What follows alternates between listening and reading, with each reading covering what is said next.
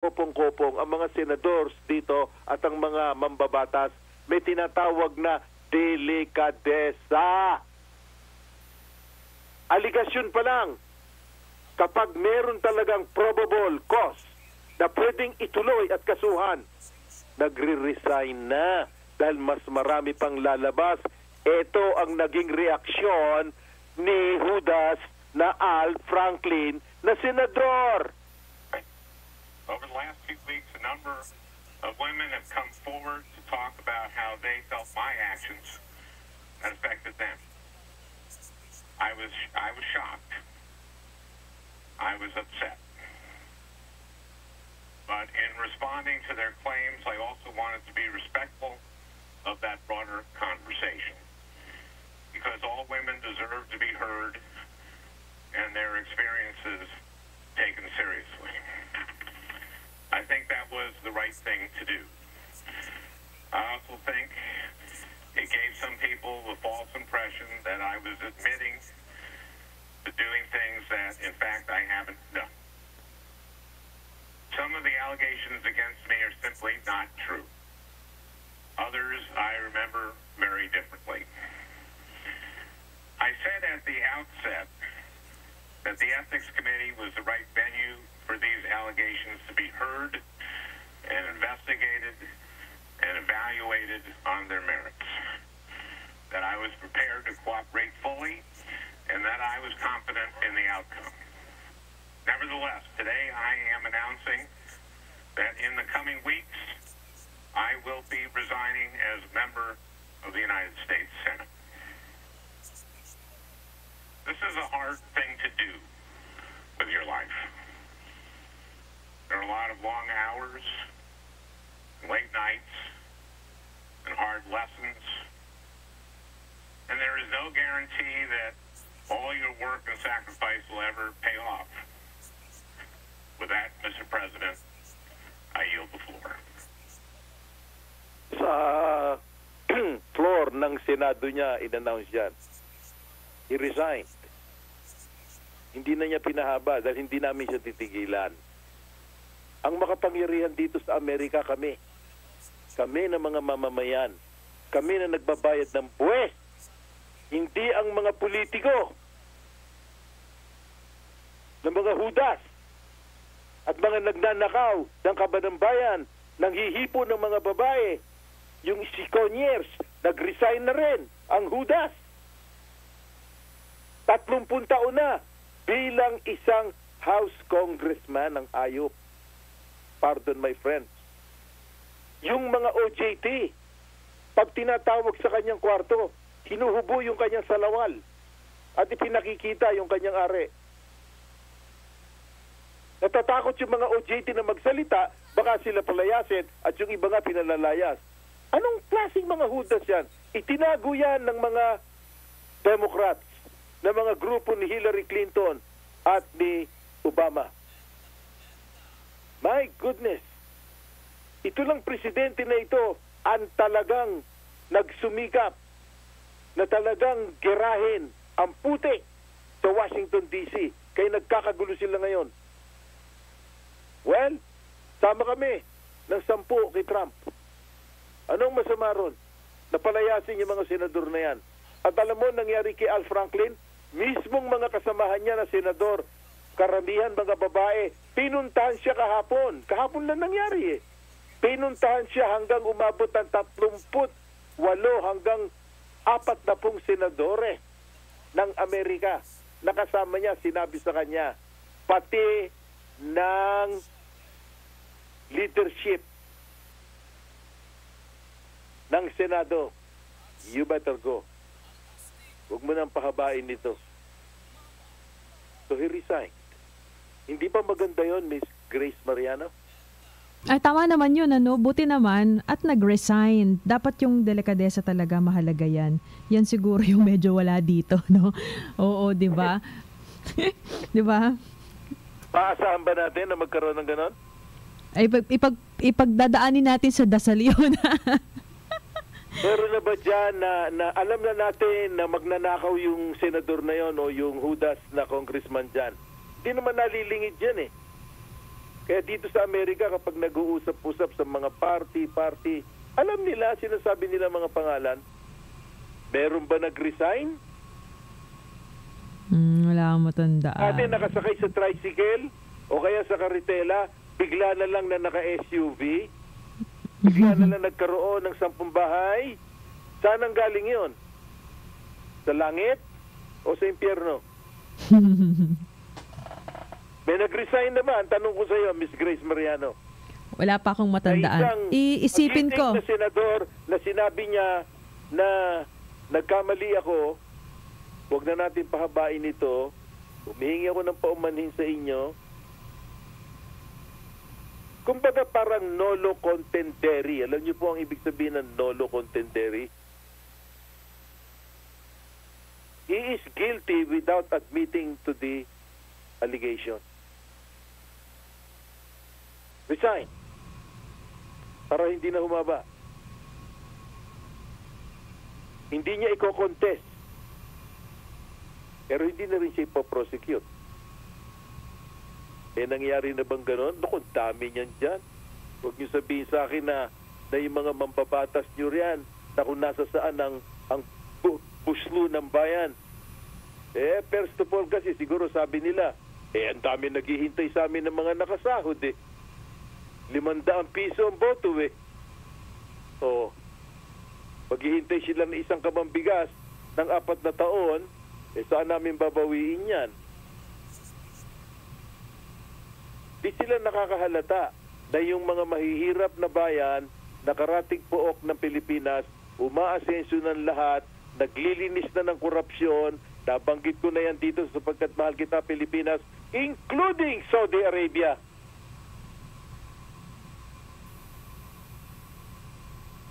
Dahil mga corrupt ng mga bansa yan sa Middle East.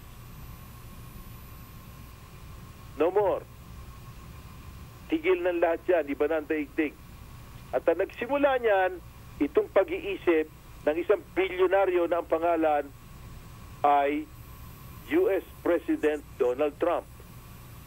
Na winawalang hiya ng mga makamunistang mga networks na katulad o sosyalista ng CNN.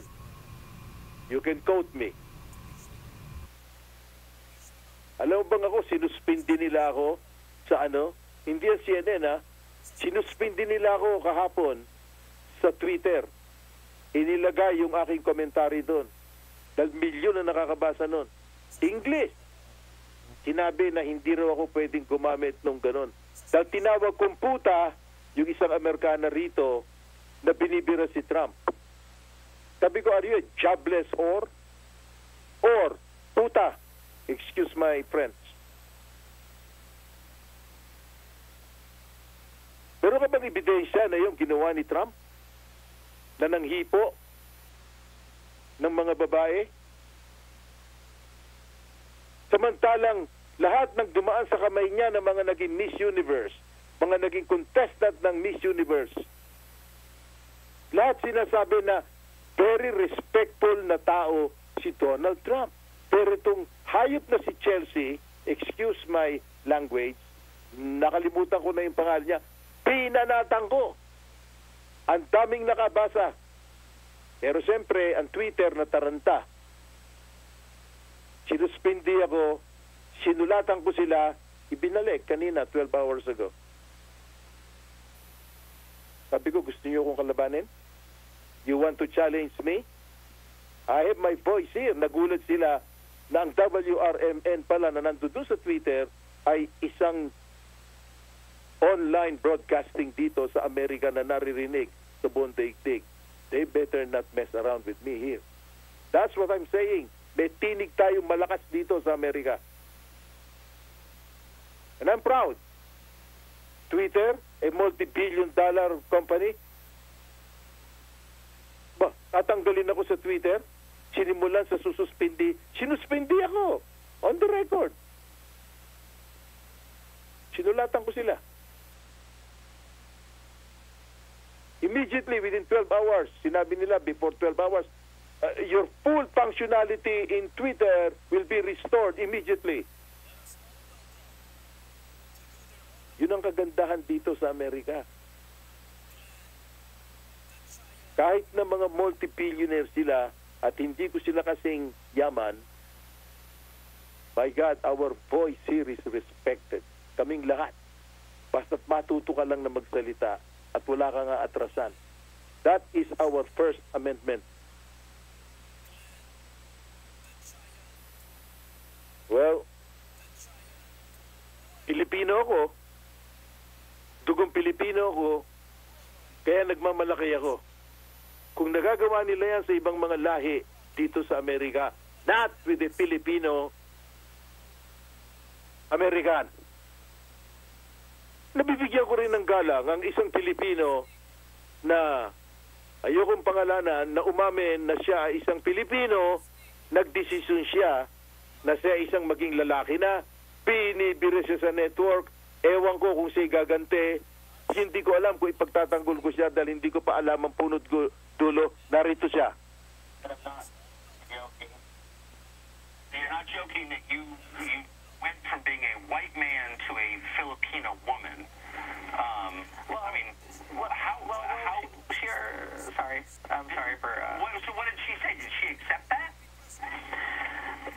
Well, she saw one of the stories that went on about me, and she came in the door, like hysterically laughing, and I didn't know what was going on. I came downstairs, and she's holding a phone with a video that was made about me on YouTube, and she was just cackling, saying this is the best thing ever, and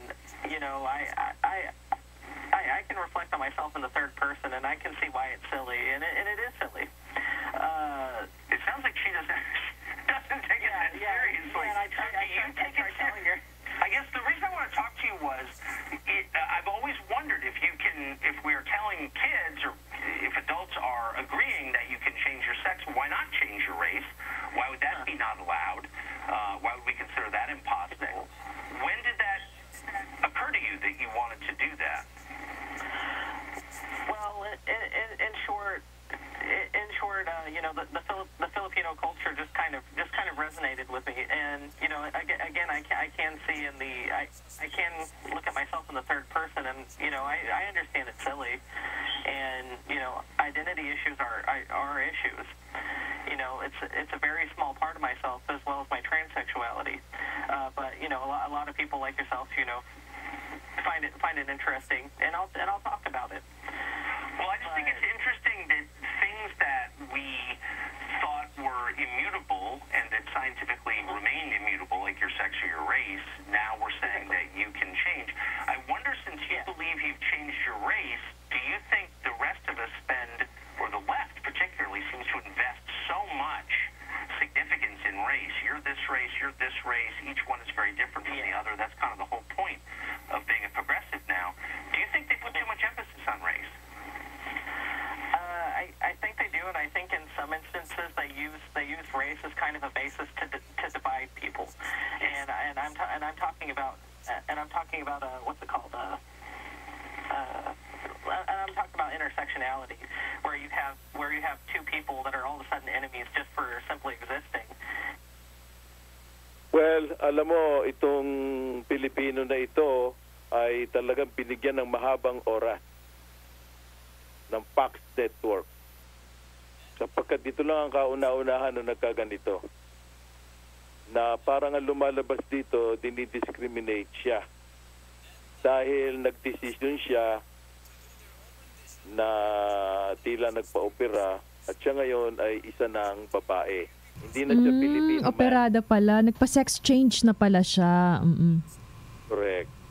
At yun ang pagkakaintindi ko. Matapang siya, para harapin lahat. Well, kung yun ang nararamdaman niya Kung doon siya masaya, bakit hindi? Yeah. Hindi naman siya kriminal. Tama. Wala mo siyang tinatapakang tao. Para sa akin, bagamat ako'y konserbatibo, ang tao may karapatang magdesisyon ng kanyang destiny sa buhay. Wala tayong karapatan, kahit sino sa atin, na itiktik sa isang tao na ito ang dapat mong gawin sa buhay mo. I don't know if you agree with me. Ay, totoo naman. Tama naman. Basta't ikaw ay walang napeperwisyo, wala kang nilalabag na batas, wala kang natatapakang tao, kung ano ikaliligaya mo. Sabi nga, kung saan ka masaya, suportahan ta ka. Diba? Tayo mga magulang, yun lang ang exception sa akin. Mhm. Sa akin, kung ano sabihin ko sa anak ko, kailangan niyang sundin. Mhm. At may kaagipat na salita yon. Lahat ng sinasabi ko sa iyo na ipapasa mo sa iyong anak ay para sa inyo, hindi para sa akin. Dahil darating ang araw, katulad ng buong sangkalibutan, mawawala tayo na rito sa balat ng lupa.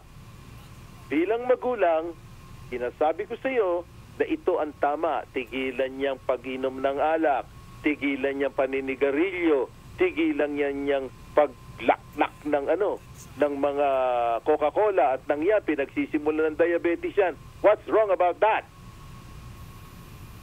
And you tell your wife the same thing. Dahil kung yun ang gagawin nyo, walang kasaysayan lahat ang ipinaghanda naming inyong kinabukasan ng inyong mami. Okay? Anong masama ron? Inupuan ako ng anak ko. Kaya 1998, tinigilan niya pag-inom ng alak. Tinigilan niya paninigarilyo. O di ngayon, maganda ang kanyang kalalagayan sa buhay. Executive na siya sa isang malaking kumpanya rito sa Amerika. Tulad ng nanay niya. Dahil anak ko siya. Pero yung iduldul ko yun sa ibang tao, I will never do that. I will never do that. I'll just tell them, follow your bliss. Ang ibig sabihin sa Tagalog nun, sundin mo kung anong ikaliligaya mo. Sa pamilya ko, hindi. Bakit ako naniniwala na kaya tayo nandito sa balat ng lupa. Para i-guide sila. Bigyan natin ng guide. Correct. That's the proper word. Guidance ang ating mga anak. Guidance. Pero yung mga ganon na mga katulad ng Pilipino na sinasabi na ang kaligayahan niya ay maging babae.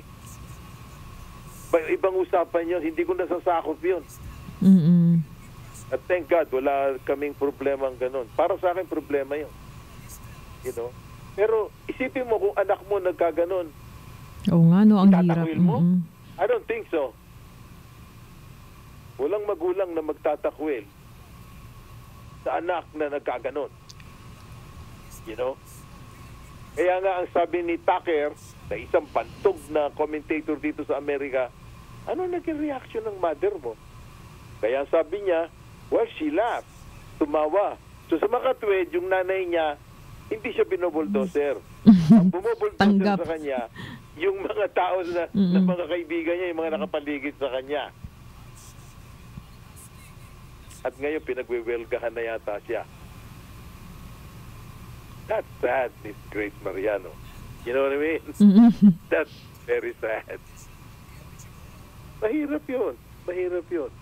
You know? Hindi naman gumagawa ng kaliwas-basan eh. You know?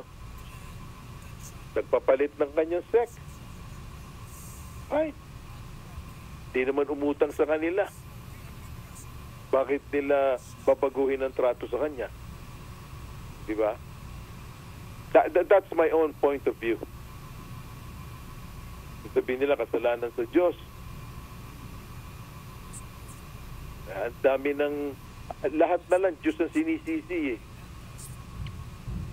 Kaya tayo binigyan ng Diyos ng isip, the power of will, tayo magdidesisyon ng ating direksyon dito sa balat ng lupa. Kung ano man ang mangyari sa ating mga desisyon, doon magkakaroon ng impyerno.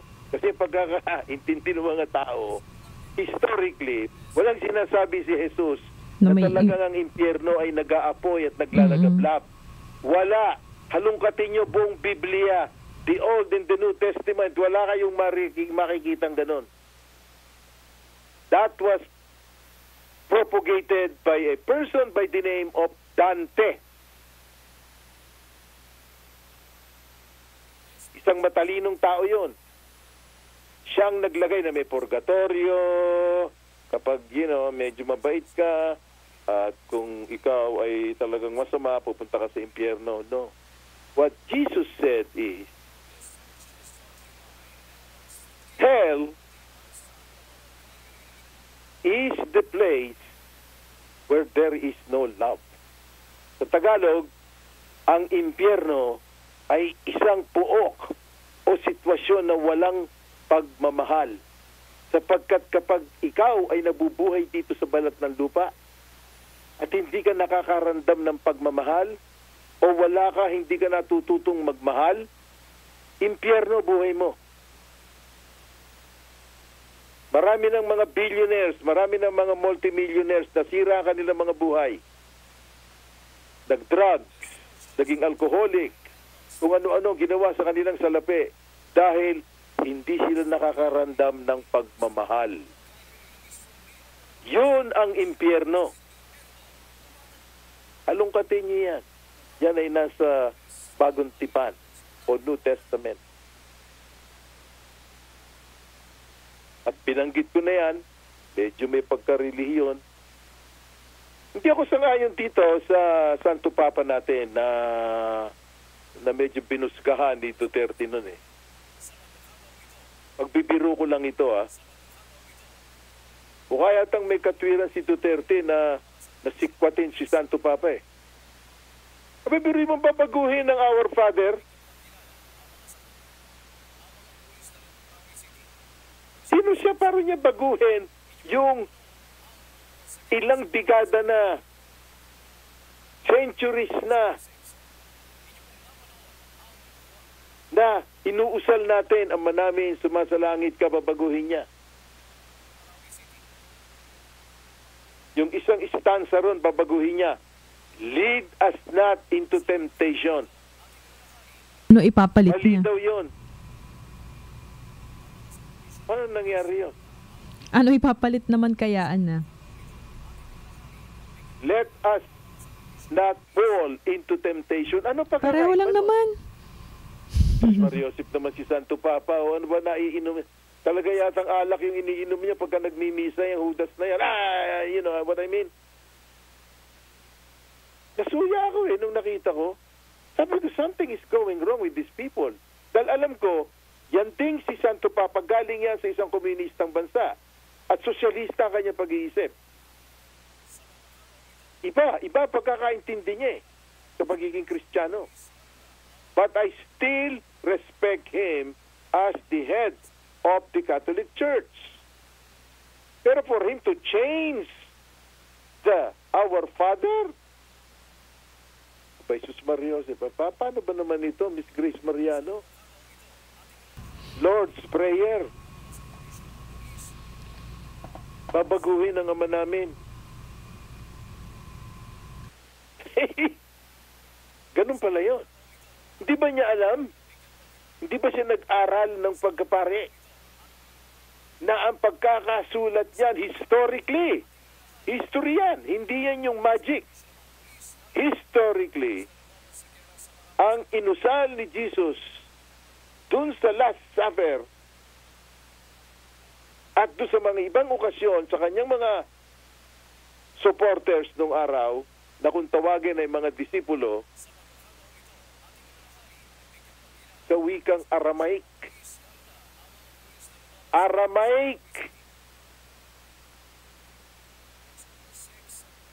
Obsolete na yon, lingwahe na yon.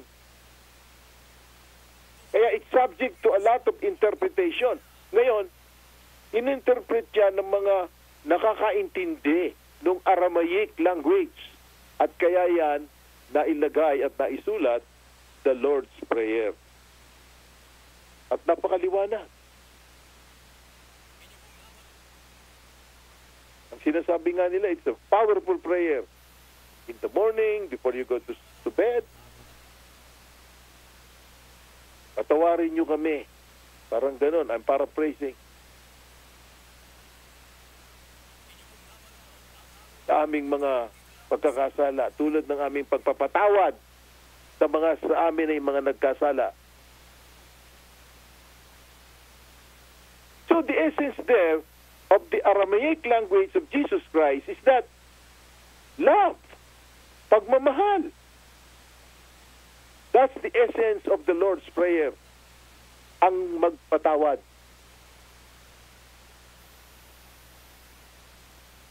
Tapos ito si militant Pope papaguhin. Oh, you will hear that news. That will be all over the world. Believe me. Kanina lang lumabas yung dadampot ng WRMN New York. Binibira na siya ngayon sa mga network. Miss Grace Mariano. Ano sa'yo maron? Alam mo, baka mamaya maging president kung matutuloy niya yung pagpapalit. Baka kada pope may kanya-kanya na silang version ng dasal. Nakakalito naman At siyempre right. mawawala na yung, di ba, kung ano talaga yung dasal ng Panginoon natin. Pero tawag dito, sinabi ba niya yung logic behind dun sa move niya na yun? Na-explain ba niya? Kung sino daw ang gumawa, I'm paraphrasing what he said, kung sino man daw ang gumawa, mali daw ang translation at sinulat yung ganon. Na para bang ang Diyos ay itinutulak na magkasala ang tao. I mean, does he understand? Nakakaintindi ba siya ng wikang Ingles? Lead us not into temptation. Oh, di ba? Wag mo kaming pabayaang mahulog sa tukso. Hindi sinasabi ni Jesus Christ na ang magli-lead, ang magtutulak sa tao, ang Diyos. Sinasabi nga, lead us not into temptation. Baka hindi niya napansin yung not. Mario, Miss Grace Mariano, ano ba naman yan? Kaya ngayon magiging focus ng usapan ito. Buong daigdig. At narinig niyo yan ng una rito sapagkat mahal kita, Pilipinas. Anyway, umiyaw ka lang kung kailangan natin. Well, anyway. Diretsuhin na natin, oo. 5 minutes na lang diretsuhin na natin. Ito. Marami nagtatanong dito sa ating palatuntunan tungkol sa CIA, ano ang kasaysayan ng CIA dito sa Amerika. Itong lately, nung nakaraang mga araw, sa kauna-unahang pagkakataon, nagsalita ang CIA Director incumbent na si CIA Director Pompeo. At nagkaroon ako ng pagkakataon na makakuha ng clipping na sumali rin sa usapan na yon si dating CIA Director Panetta. Narito yung kanilang usapan. One of the things I get asked often, what surprised me when I became the director, I'd had some experience, as did Secretary Panetta, serving on the Oversight Committee, serving as a member of Congress.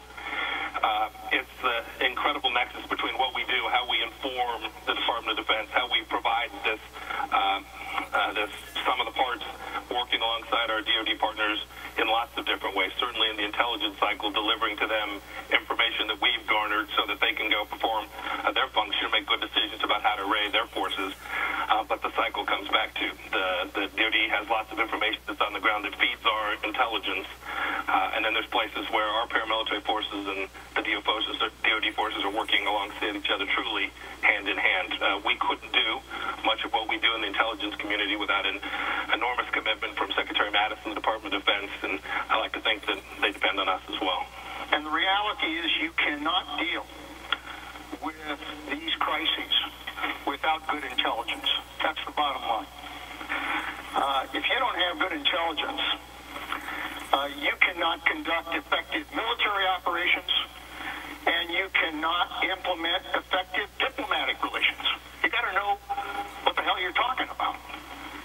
And you have to know what you're going to see in trying to implement the mission. So intelligence is absolutely critical. We're living in a time, we lived in a time in the past where intelligence was important, but it is absolutely critical today.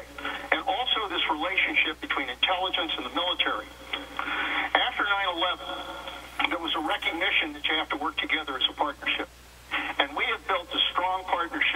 sure Mike has continued that between the intelligence and the military. Both of them have to work together. We provided intelligence on targets. The military went after those targets. We were doing counterterrorism operations. After 9/11, and the counterterrorism machine was well in place. There's no doubt about that, thanks to the good work of lots of my predecessors. But that fight has changed, different than what we'd seen before, and so our intelligence apparatus had to change to reflect that. So we worked to continue to build out teams that could deliver, so that our partners around the world, our Department of Defense and our international partners, could continue to take down terrorists wherever we find them. It's also the case that the President made a decision to have an indefinite commitment in South Asia. And so for us to deliver intelligence so our DoD partners can deliver that to Secretary Tillerson is incredibly important. Well, again, dito nyo lang narinig yan sa WRMN New York and DZXL RMN News Manila, ang dalawa na CIA directors na hindi nagsasalita, nagpapa-interview, pero narinig nyo si incumbent ang kasalukuyan na CIA Director Pompeo at ang nagdaang CIA Director na si Aneta. Dito, sapagkat mahal kita, Luzon, Visayas at Mindanao, nagpapasalamat kami sa inyo ni Miss Grace Mariano. Paalam ka na muna. Thank you very much, Miss Grace Mariano. I'll see you next week. Maraming salamat din kasamang Don Lino Celia, ang ating radyoman sa RMN New York. At 16 days na lamang po bago magpasko. Sa susunod na Sabado, babalik ang Sapagkat Mahal Kita Pilipinas. Ito naman po si Grace Mariano.